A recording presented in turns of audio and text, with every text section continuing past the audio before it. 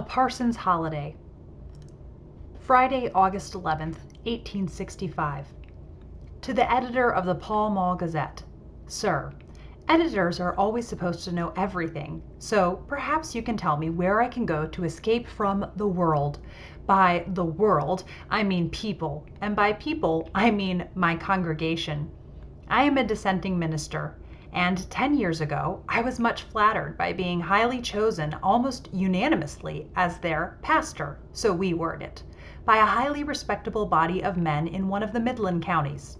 If the men were respectable in the positive degree, their wives were so in the comparative, and their unmarried sisters and aunts in the superlative.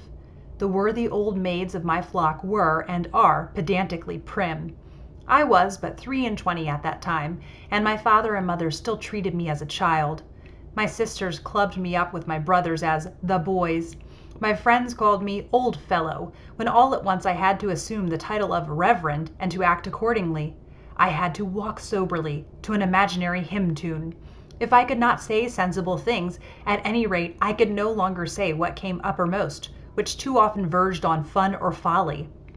And really, I came to consider the moral headings of copybooks as most useful aids to conversation. New ideas were not wanted, but polysyllables were highly esteemed in the dissenting society of Cattermole, and the women looked up to my speeches as so many dicta.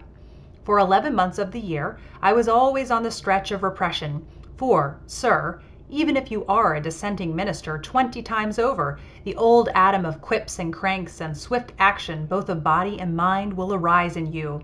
If you are a healthy and humorous young man, of 4 or 25, there was 1 month in the year, however, when I might be and do what I liked. This month was my stipulated holiday. I employed it in getting as far from Cattermole as money or legs would carry me. I left off the weariful respectability of black clothes, and made a raid into colors. I wore tan gloves and a blue tie, and in such a dress I won my Nellie. We were only engaged that first year. For 11 months I had to restrain myself again, to listen to the kindly advice, and to answer the many inquiries which every member of my congregation thought it their duty to offer or to make. My whole life seemed so cut out and mapped for me by the ideas of others. The grooves had never been so terribly deep as during that year of impatience. However, it came to an end and we were married and had our month of bliss, wandering at our own sweet wills. Then we had to come home and lop off individual ways and fancies, until I, at least, have felt that I was growing into the likeness of a peacock ewe. Nellie grieved over the tan gloves when they were worn out, and will now and then take up a shred of blue and say with a sigh, "You wore a tie of this color when I first saw you."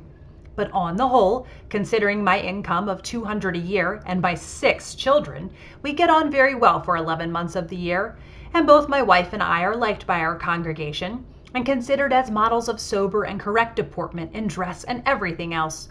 Perhaps Nellie is a little blamed for not doing as the mother of John Wesley did, whipping her children to make them cry softly. But, as she is popular on the whole, her motherly indulgence is excused, for it is acknowledged with a sigh that even ministers' wives have their weaknesses. But oh, when the annual holiday draws near, it is hard work to keep our spirits down to the respectable level. The first year after our marriage, Nellie sent our servant out the day before we left home, and I decoyed that little wife into my study, and we took hold of hands and danced a kind of impromptu war dance to our joint singing of Buffalo Gals. I almost think original sin must have taught us the words, for we neither of us remembered ever having heard them. Alas! Since then, branch railroads have sprung up and multiplied exceedingly.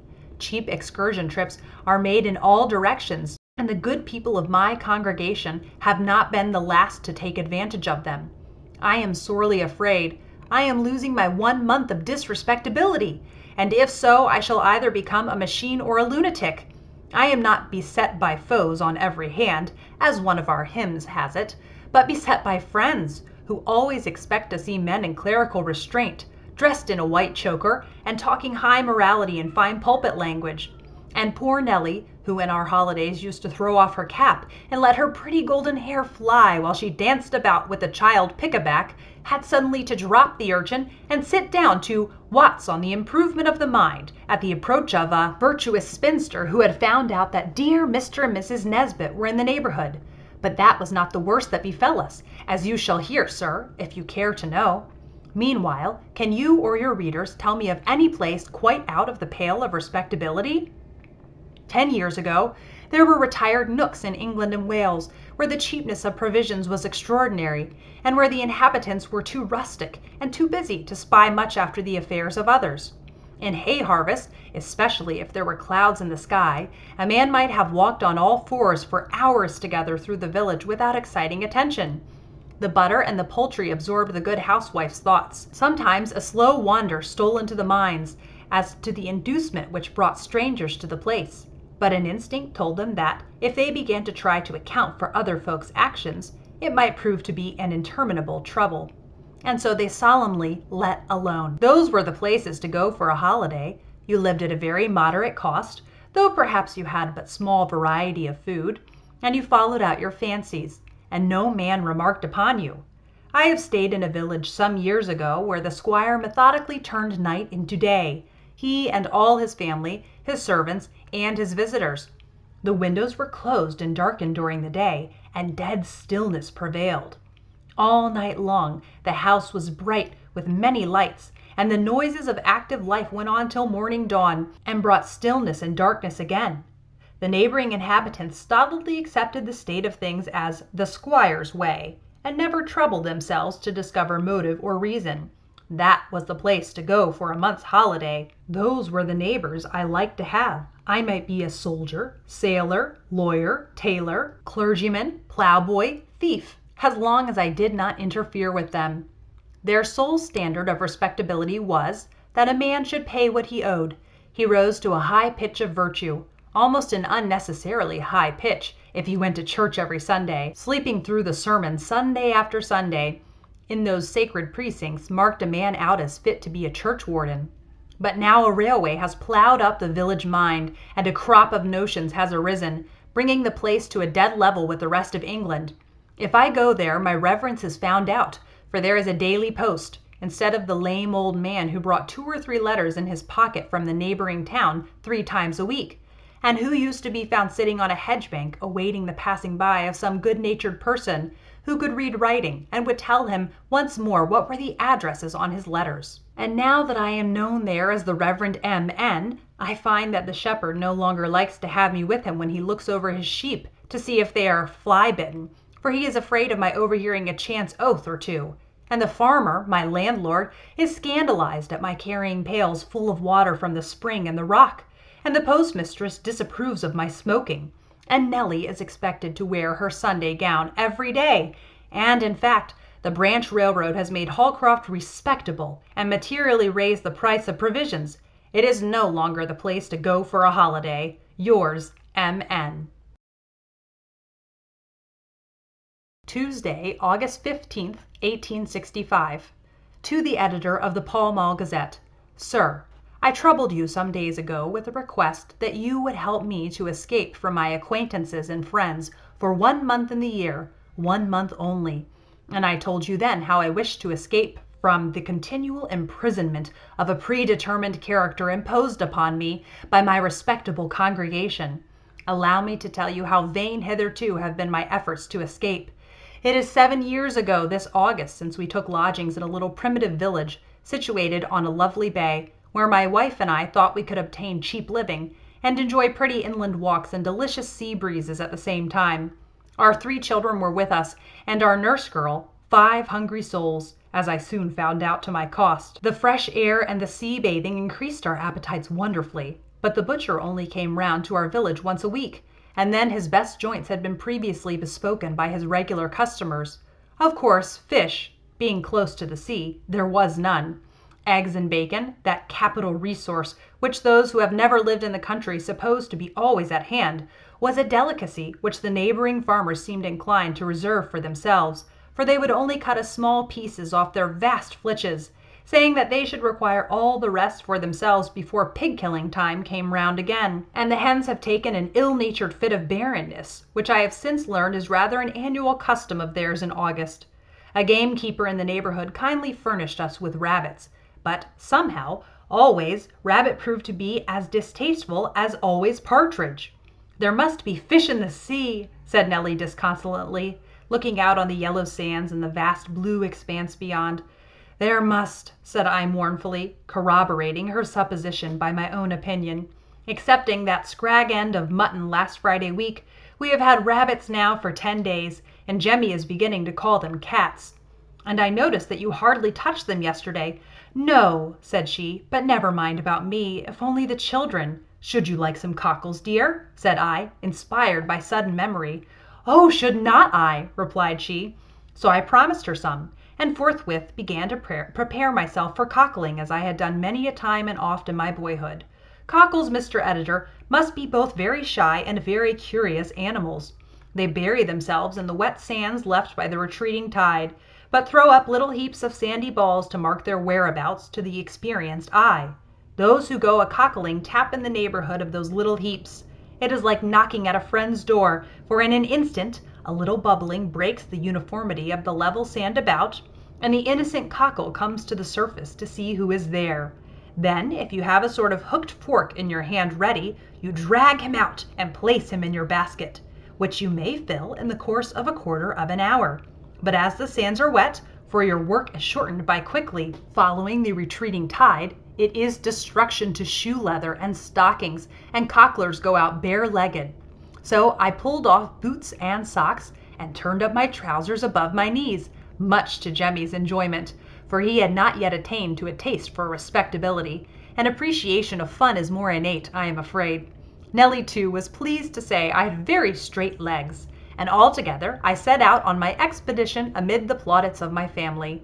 I here noticed Mary Ann, the little nursemaid, peeping out at master in an unaccustomed attire, or want of attire, with a broad smile on her face. Somehow the consciousness of all this approval and the sea breeze combined put me in high spirits, and instead of demurely tapping on the buried cockles, I performed a kind of Highland fling, or perhaps it was an Irish jig, with my straight bare legs, when I came to the cockling place. Anyhow, up came hundreds of cockles to inquire into the cause of the earthquake over their heads, and that day we had cockle soup and scalloped cockles for our dinner. And I reposed myself after dinner, soothed by the gratitude of my family.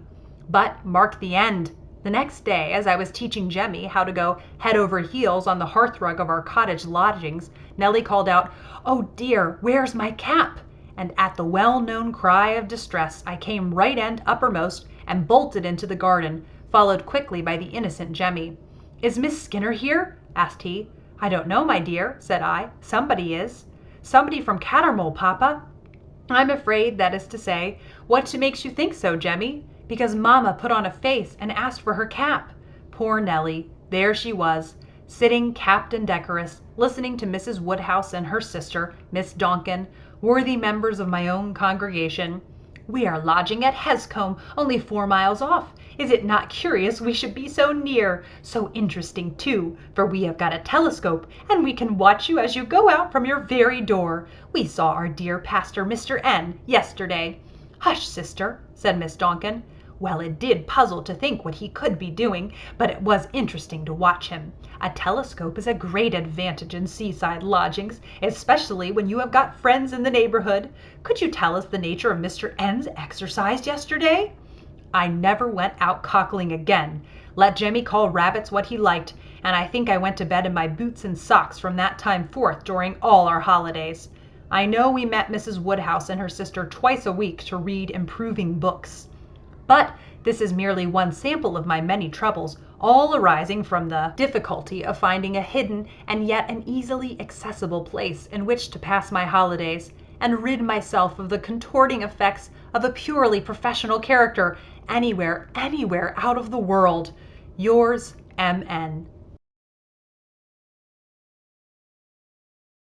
Thursday, August 17th, 1865.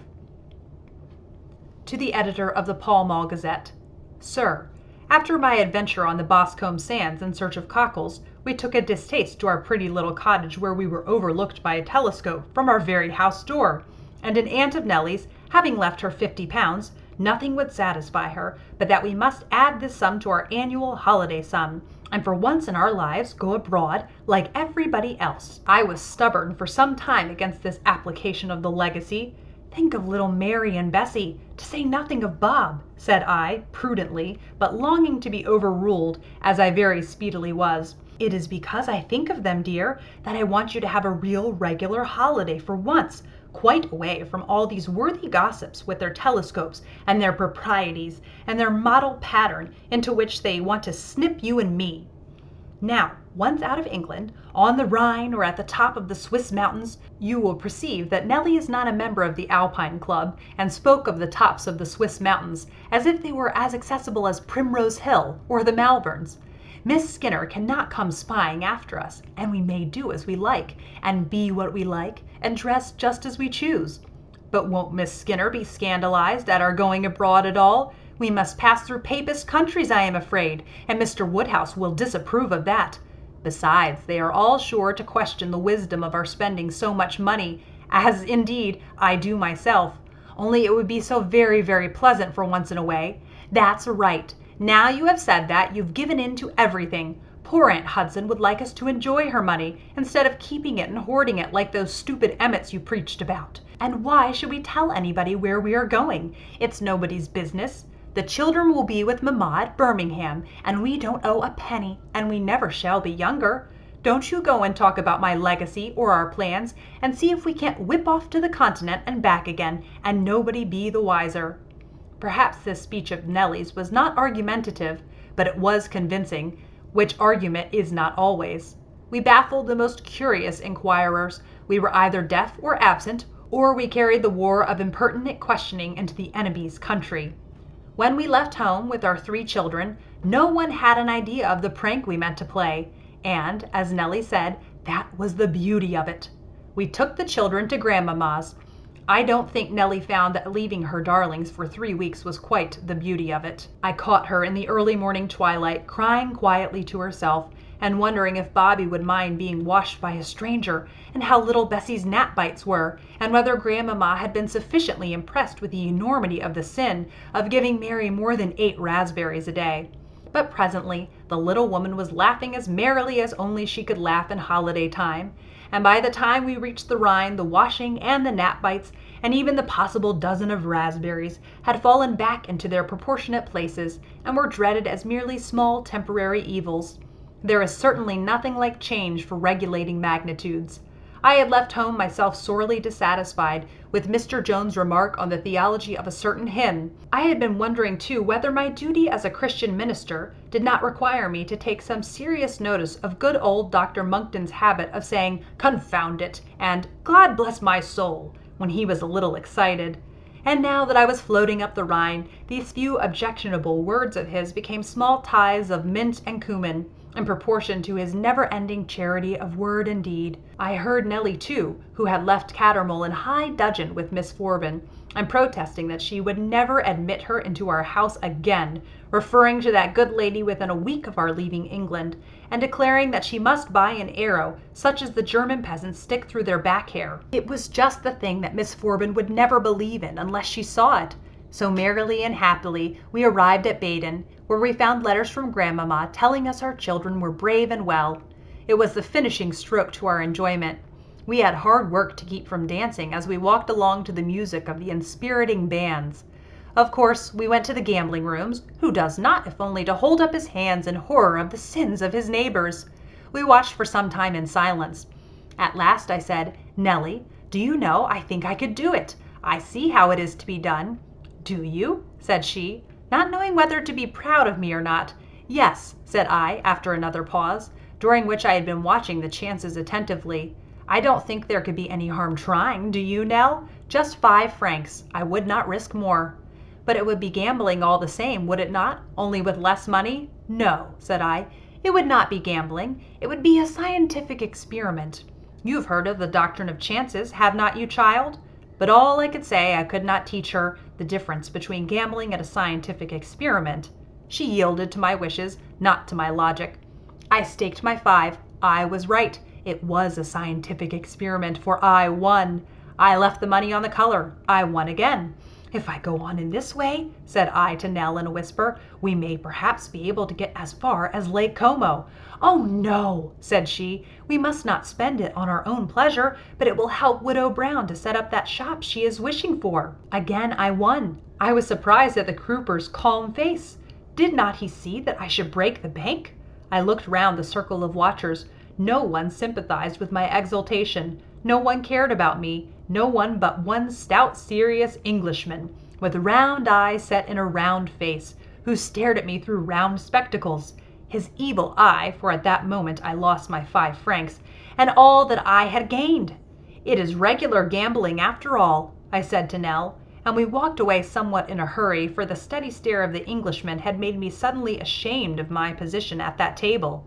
I had hardly recovered my equanimity when we sat down at the evening table d'hote, and both it and my appetite vanished when I saw the stout, silent, staring man already in his place, which was right opposite to that into which the waiter ushered me. My owl-like friend was all ready for work, holding a knife and fork in either hand, at right angles to the table.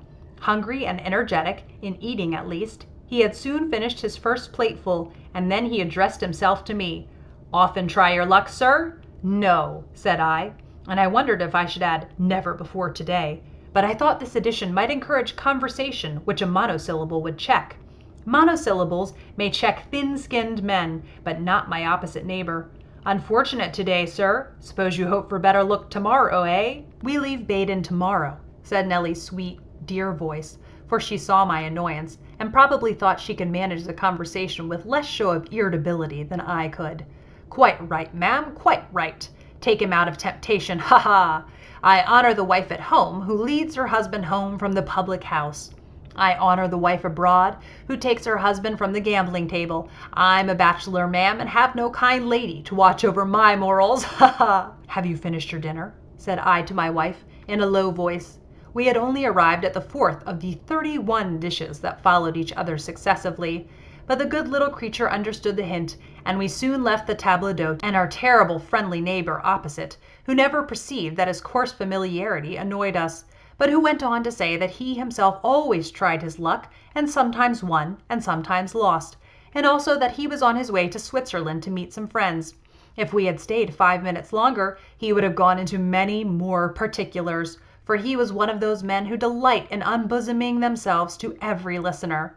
I have half a mind not to go to Switzerland, said I to my wife in a pet, for a man does not like to be mulleted of a 5-franc dinner, and moreover my scientific experiment at the roulette table had ended badly. Nonsense, said Nellie, looking up at me with a smile. She was down on her knees packing, with all the clothes fresh and crisp from the wash, and with the various books and odds and ends on the floor, and I thought of the unlucky fisherman in the Arabian Nights who let the genie out of the vase, and found it not so easy to get him in again when I looked at the small portmanteau into which all these articles were to be compressed. But Nellie only smiled and said, Nonsense, I know why you don't want to go. You're afraid of meeting the man from the table d'hote. Switzerland is large enough for him and you. We shall never see him again, depend on it. It looks but a small place on the map, said I, putting the end of my finger down upon it in Bradshaw's map. But I was willing enough to be coaxed out of my spurt of ill temper. I contented myself with railing against Englishmen traveling abroad. Nellie brought me up by inquiring slyly whether I was not of the class myself, and then she began to laugh, and the band began to play, and we were as merry as any children out upon a holiday. I cannot say that our knowledge of foreign tongues was very great, and somehow, because we wanted to go to Zurich, we found ourselves at Neuchatel. However, by this time I was in good temper again, and I remarked with great truth to Nellie that after all one lake was as good as another, and that to people who had not seen either town it was much the same what a mere collection of houses was called. I thought myself philosophical, and perhaps I was, but my philosophic mood did not last longer than the short omnibus journey to the hotel, which, as you probably know, Mr. Editor, is a great square, naked, unsheltered building, standing in the midst of a great square, naked, unsheltered place, with a flight of steps leading up to a spacious entrance opening into a square hall, into which 4 tiers of galleries look down on the new arrivals.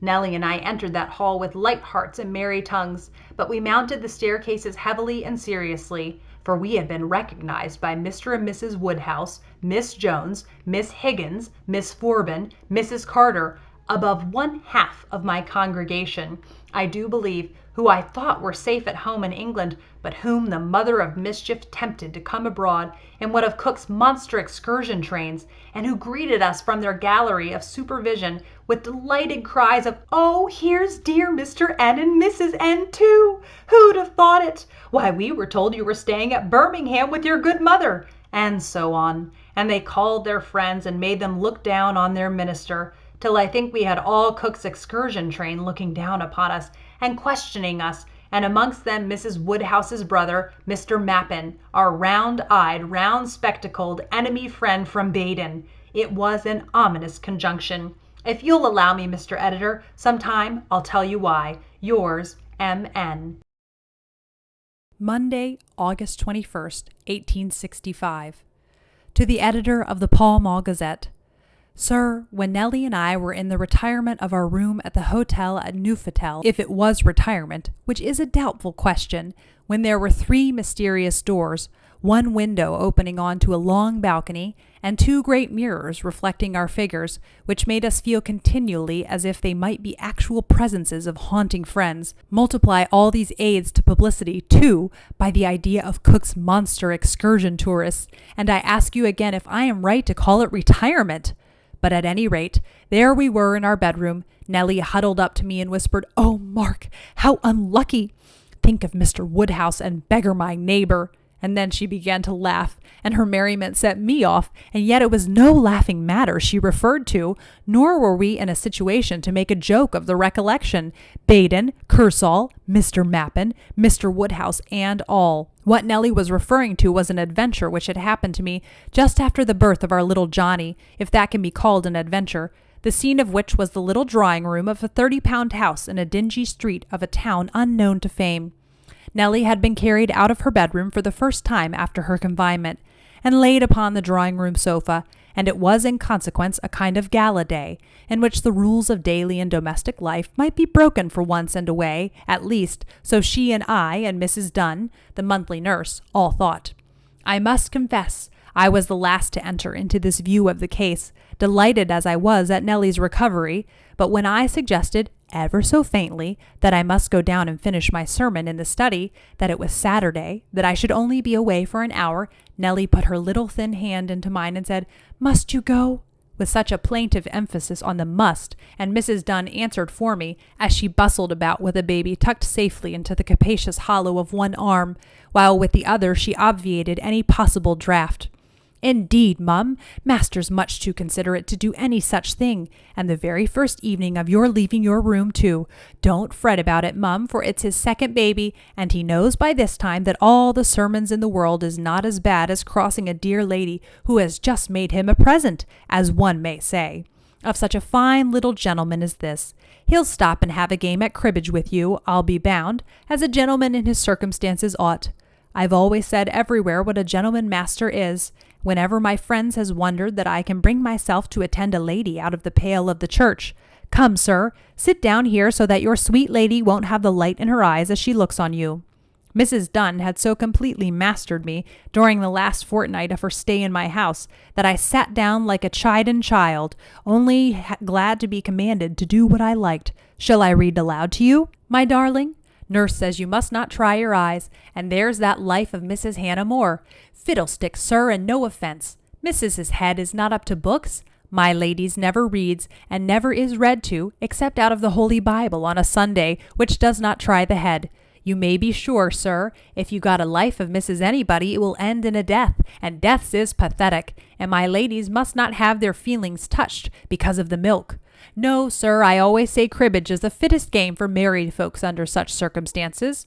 "Is not it a game at cards?" asked Nellie, under her breath, as it were.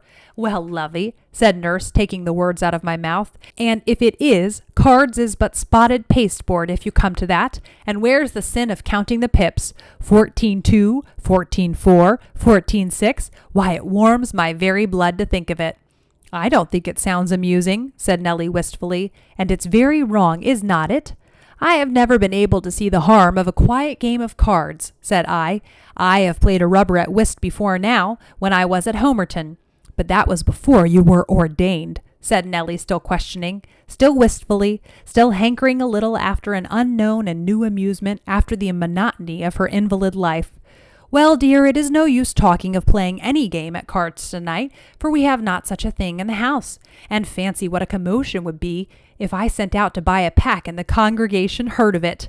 Nellie began to laugh a little as she said, Indeed there would. Miss Skinner calls them the devil's books. And I remember Mr. Woodhouse thanking God he had never had one in his house, not even an odd one to write a direction upon. Oh, no, it would never do. Only sometimes one wonders what forbidden things are like. Just then Nurse, who had left the room a minute or two before, bustled back, holding out, Ah, Satan, a pack of not very clean cards. They might have been newer, she said, but such as they are, you're welcome to 'em, Mum. Many's the lady they've beguiled. There is 56 sorts of patience as can be played with 'em on a tea-tray placed knowledgeably on the bed. And there has been times when I myself has known their comfort. Now where's cribbage board, and then you'll be all tight and right, and I'll go watch that precious baby till it's time for Missis's gruel. But we had no cribbage board, which, considering we had no common prayer book in the house, did not surprise Nurse, as she confessed, so in pity of our ignorance, which she compared to that of the babes in the wood, who, I suppose, had never played at beggar my neighbor. She taught us that game, which appeared to be very simple, and rather to require the zest of prohibition, to give it any interest at all. But then I played with Nellie and gave it her pleasure, and that was a delight to me. I never saw Hoyle on Beggar My Neighbor, so perhaps its rules are unknown to you, Mr. Editor. The cards are divided, and for every ace that you play, you receive 4. For every king, 3. Queen, 2 cards. And for every knave, 1 from your opponent. And the fun, if there is any, is to get them all into your own hand and beggar your neighbor. I had nearly won all Nellie's cards. I was laughing, she exclaiming, when the door opened, and the little maiden we had newly engaged as second servant pushed rather than ushered in Mr. Woodhouse. Abrupt as had been his mode of entrance, instinct, original sin, the father of lies, I only know it was not myself, for I had no time to give it a thought, had made me sweep up all the cards I could lay my hands on, and put them under me upon my chair, so I sat to all appearance innocent and stately, while my chapel warden advanced towards me. What he thought of my sitting quietly to receive him I do not know. Nellie had laid her trembling hand on mine. Perhaps he believed that it was that which made me keep my position. I don't know. Pray take a chair, Mr. Woodhouse, said I, but I made no effort to give him one. How could I? I am afraid I'm intruding, he replied, still standing. I did not know Mrs. N was well enough. Your servant saw me pass the kitchen window and opened the door before I could ring, and brought me upstairs.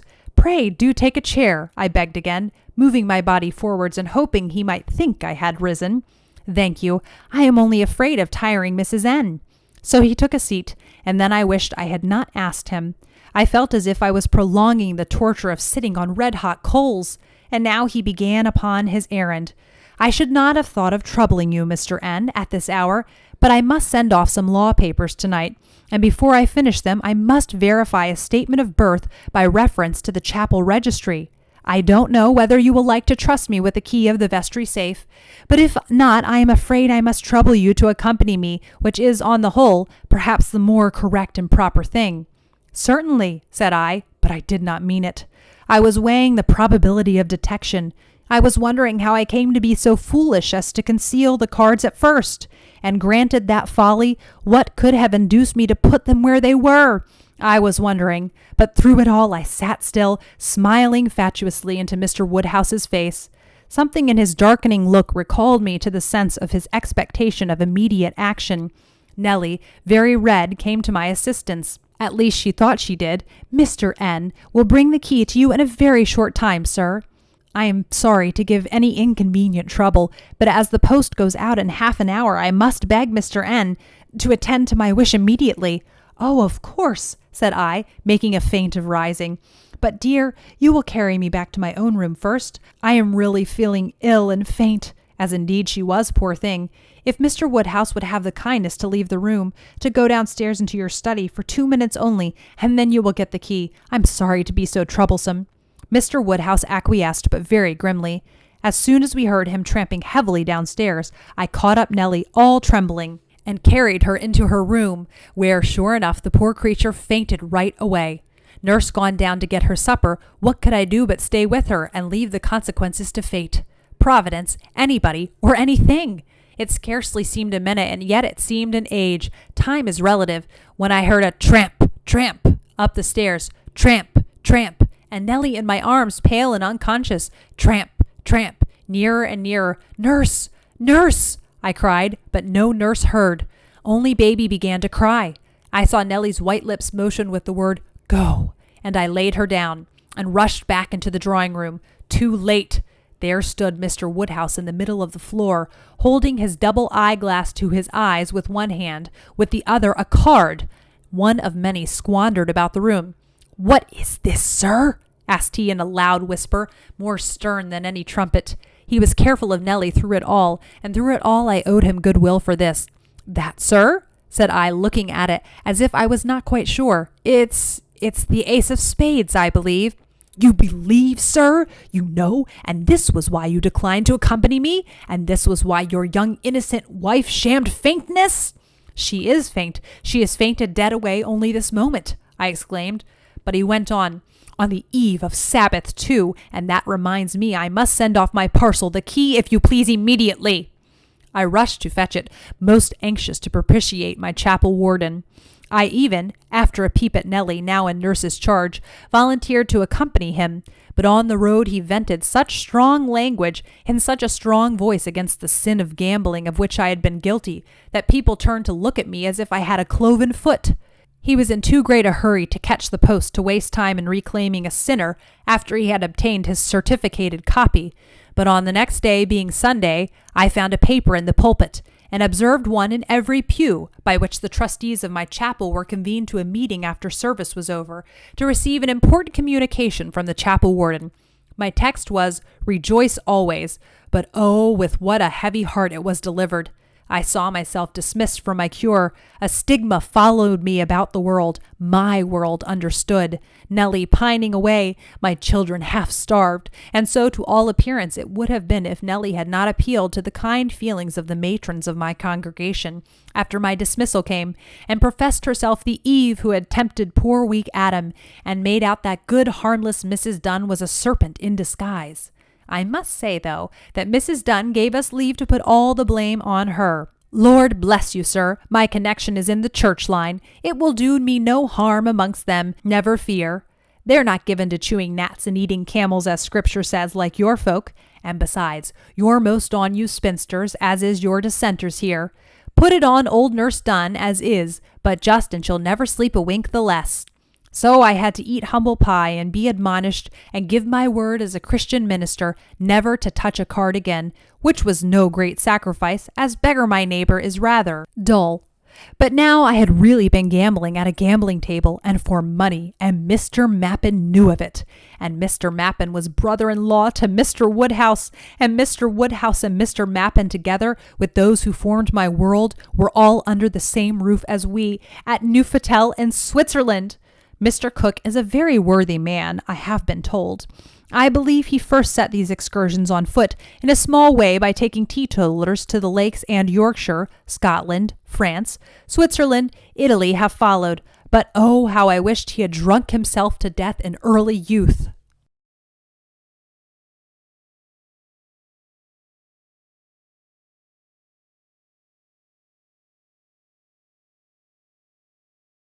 Tuesday, September 5th, 1865. To the editor of the Pall Mall Gazette. Sir, we were awakened early enough the next morning after our unfortunate discovery by Mr. Woodhouse and the monster excursionists. Everybody seemed rushing hither and thither before the sun had well risen. I confess I was inclined to pass the remainder of my month's holiday in the sanctuary of my bed, and I suggested some such course to Nellie, saying that there at least my friends and acquaintances could not ferret me out, that I could make very tolerable mountains out of my pillows, and not at all despicable valleys out of my plumeau. But Nellie gets up in the morning in a serious and depressed frame of mind, cast down into gravity by the recollection of the duties of the coming day. She is not up to taking a joke in the forenoon, so she replied with great sense, and also great flatness, that we had come abroad for once in our lives to see what was to be seen, and that at the rate of £1 a day every hour was worth 10¼ pounds, and that if we did not make use of it in seeing what we came so far to see, we might as well be at home. So I smoothed my pillow and my plumeau and got up. We cannot avoid them, said Nellie, sighing. This was after a good long pause of silence, and as they had been spoken about in our last sentences. You had better shave, Mark. It will never do to let them see you with all that bristle about you. And then she sighed again. No, I won't, said I, driven to violence by this remark. They are not my congregation, and I am not their pastor for this 1 month in the year. They have no right to object to my fancies for this 1 month. I'll go down as a Chinese with a shaved head and a pigtail if I choose. Bristle indeed. I don't think we said much more to one another until we were obliged to go down and make our appearance in the salle à manger. And such a salle à manger as it was, 123 people eating against time, for Mr. Cook's program was imperatively punctual. But our appearance was a signal for many to rise and come towards us, proffering remarks and observations in most confusing clusters. Among these were Mr. Woodhouse and Mr. Mappin. But the spinsters of my congregation led the van. Oh, Mr. N., what a privilege to meet you here, and Mrs. N. too. Why, we fancied you were somewhere near Birmingham, said one. And when we planned to join Mr. Cook's monster excursion, said another, it was proposed that the ladies of the congregation should make you a present of a tourist ticket, on one condition, that you should accompany us and give us 2 of your charming discourses every Sunday, conduct our worship, in fact, as if we were at home. Could you not come with us to Lausanne? Asked another. We are to spend Sunday at Lausanne, and it would be such a privilege if you were at Baden-Baden on Tuesday, I understand, came in the bass voice of my deacon, Mr. Woodhouse, standing in the rear of the womenkind, Mr. Mappin smiling at us from his side. Luckily, I was so overwhelmed with inquiries that I might choose which I liked best to answer, and Mr. Woodhouse's was not that which met with a reply.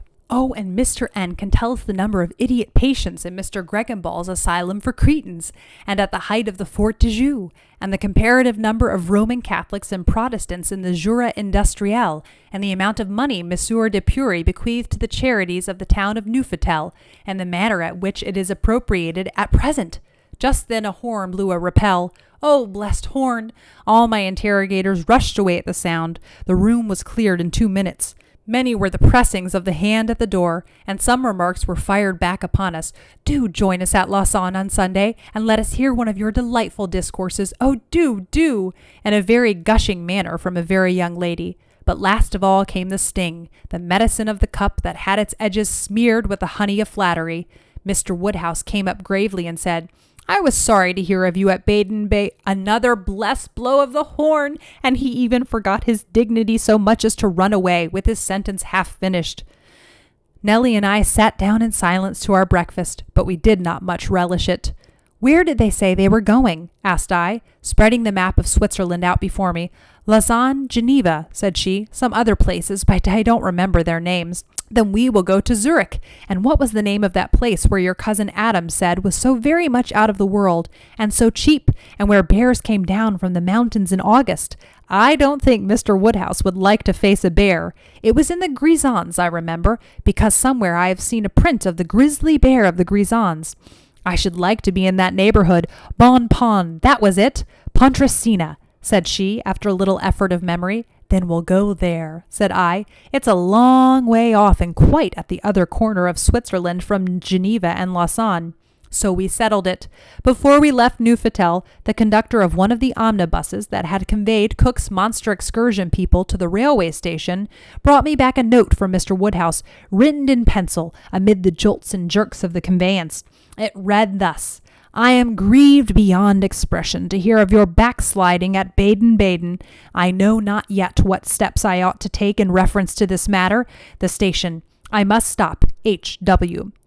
Now, was not this a pleasant little remembrance of the thraldom that awaited me at home? Don't think of it, said Nellie. Don't let it spoil our holiday. It is very fine talking, said I moodily. And I thought on it the more all that day because I was perpetually trying not to think of it. But when we were in the diligence from the Choir to the Samadan, when we tasted the delicious air of the Julier Pass, then I felt as if we were at last passing the great barrier mountains that enclose the world and society, and public opinion, and Mrs. Grundy, and we were arriving at a purer, a diviner air. That journey from Choir to Silvaplana was full of enjoyment of the present and hope for the future, but alas, the serene peace engendered by those grand and solemn scenes was disturbed at St. Moritz, where crowds of smart-looking English lounged about the place, and we could only take comfort in Murray and Baedeker's accounts of Pontresina as being off the high road of travelers. We drove through the little town and stopped at the inn, which bore evident marks of being recently enlarged. The world had come there then. The world was overflowing its borders. The world was growing too large for the world, for Herr Gredig came out to his doorstep in a great hurry, and had only time to say that every place in his enlarged hotel was full to overflowing. People were sleeping underneath the dining tables, in the smoking room, that even these were full. And while he yet spoke, the diligence in which we had come from Samaden drove away, leaving Nellie and me in our modest portmanteau standing in the street. Luckily, a kind-hearted Englishman came up. "There are other inns in the place," said he, "or in the Oberdorf out yonder. You had better try those at once, before other travelers come in over the Bernina." And he took us himself to the White Horses and Red Lions, or whatever they called of Pontresina proper, discoursing by the way of the Spanish ironwork of the windows, and of Benvenuto Cellini. Only I did not attend to him. I was so much more anxious to secure bed and board. At length we were lodged at the Glebshire, in the Oberdorf, a small inn, busy enlarging itself against another year, but very clean, and the landlord and his wife remarkably civil. The accommodation was rough, to be sure, but then it was cheap, and only 3 or 4 people could be accommodated in the house beside ourselves, and at the time of our arrival these 3 or 4 were Germans, who interfered little with our privacy, as they could not speak English, nor were we more than the most ungrammatical kitchen German.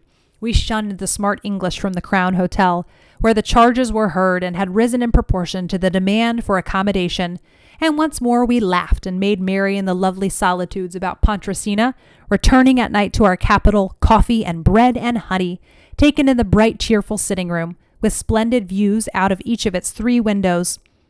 Very indifferent to the only drawback, the smell of the tobacco used by our German friends.